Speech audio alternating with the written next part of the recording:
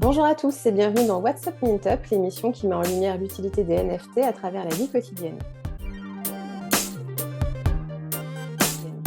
Aujourd'hui, nous recevons Adrien Vardon, qui est cofondateur et CEO de SwisShop.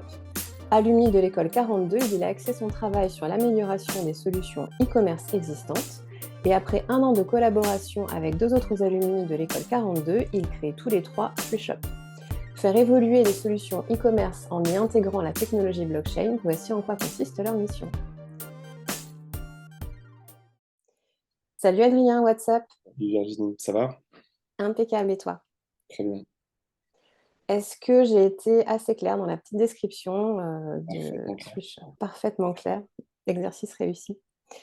Alors, est-ce que tu peux nous en dire un petit peu plus sur ce projet-là, sur SwishShop? Donc, tu veux relier le e-commerce, basiquement, si on résume, tu veux relier le e-commerce au Web3. Comment est-ce que cette idée est venue en fait? Ouais, ben, ça fait à peu près un an qu'on travaille à l'intersection du e-commerce et du Web3. Mhm, On a beaucoup essayé de le faire sur les solutions existantes, PrestaShop, Shopify, WordPress Commerce, et ça a été assez compliqué. On était assez hypé parce qu'il y a eu un moment une annonce de Shopify sur voilà, le token Gated Commerce avec du contenu intéressant, une vision intéressante. Mais ce qu'on a constaté en l'exécutant techniquement, c'est que c'était très compliqué. En fait, c'est un problème de back-end. C'est-à-dire qu'en fait, aujourd'hui, c'est très compliqué de relier les NFT que tu vas lire sur les utilisateurs et mhm, modifier le back-end du site pour lui dire, OK, là, il faut mettre en place une réduction, une exclusivité, ouais. voilà, quelque chose qui va se déclencher au niveau de la base de données de tes produits. Euh, et donc, à force de faire des solutions de contournement, on en avait un petit peu marre. Et Mhm. donc, au hackathon de l'ETHCC Paris, on a proposé voilà, un petit shop avec du token gated commerce, justement, et ça a assez bien plu. Et du coup, on a continué sur notre lancée avec les contacts qu'on avait depuis hackathon. Super, c'est un très beau début. Du coup, là, donc, tu me parles de back-end, etc. L'utilisateur, finalement, est-ce que lui, il va sentir un... Parce que l'idée, c'est que là, j'imagine que vous vous adaptez quand même aussi à une population assez mainstream. Est-ce que l'utilisateur, lui, il va voir ce passage entre Web 2 et Web 3? Comment ça fonctionne, en fait, pour lui? Ouais, donc l'idée, c'est qu'effectivement, en fait, si on veut travailler uniquement avec des personnes qui ont des wallets crypto, MetaMask et autres, on se coupe de actuellement entre 90 et 95% des gens.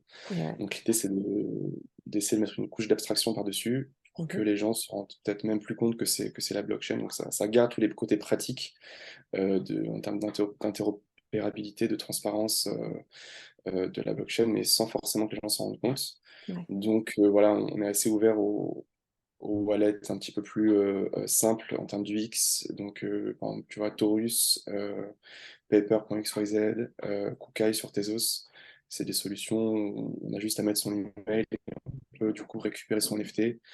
On peut même souvent, un peu comme une carte de membre, en fait, avoir un Ouais. NFT gratuit. On va récupérer sans gas fees avec son Mhm. email et même une expérience plus fluide au final qu'une carte de membre Web2 classique, quoi. Donc, on est bien d'accord, ça s'adresse vraiment au grand public. Exactement. Ouais. Donc, ça, c'est vraiment chouette pour participer aussi à cette adoption de masse. C'est vrai que c'est une étape qui va être importante que l'utilisateur ne voit pas ce passage justement entre Web 2 et Web 3. Tout à fait. À quoi vont servir les NFT dans ton projet en fait? Est-ce que tu as des exemples un petit peu à nous donner? Ouais, ouais, bien sûr. Ben, ça dépend en fait vraiment de chaque propriétaire de shop du coup.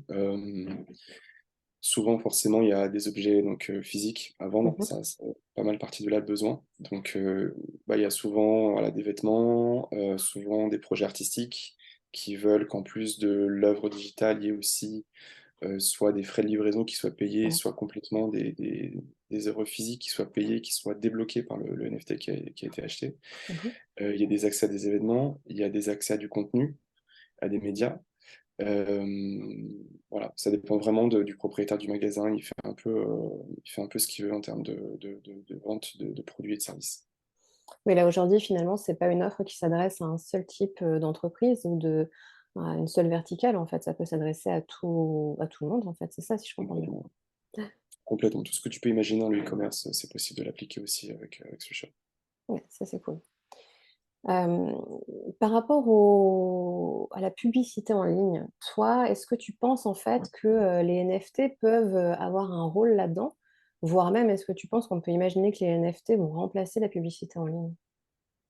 Ouais. Ben, moi, j'aime bien la vision de Ian Rogers. Je sais pas si tu connais, c'est l'ancien chef digital de LVMH et Mhm. actuellement, il est chez Ledger en ce moment. Ouais.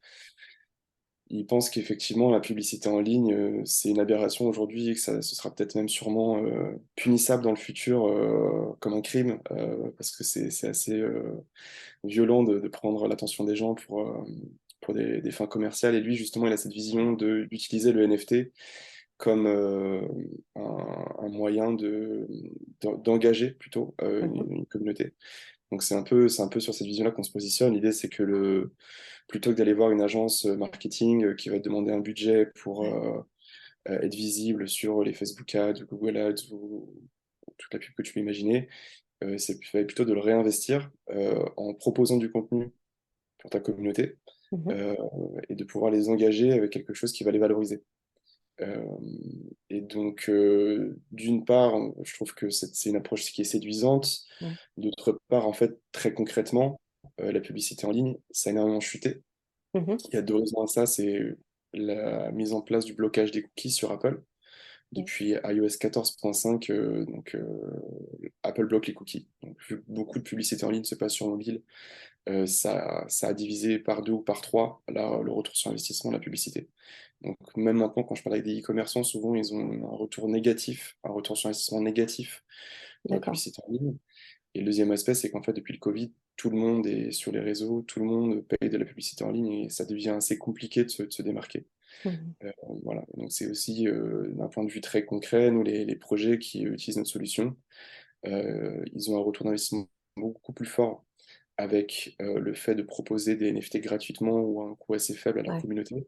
C'est un D'accord. coût d'acquisition qui est bien inférieur à la publicité en ligne.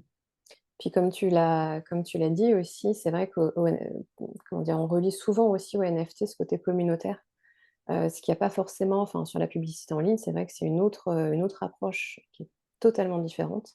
Et un des points forts, on va dire, de ce côté NFT, j'ai pas envie de dire Web3 de manière généralisée, mais c'est vrai qu'en tout cas sur les NFT, ça s'en marque beaucoup. Tu as vraiment cet esprit communautaire qu'on peut retrouver à travers des groupes ou autres, ou en tout cas, tu as vraiment cet esprit de on est ensemble sur un même projet et on fait grossir l'écosystème ensemble, quoi. Donc ça, c'est vrai que c'est hyper intéressant. Ouais.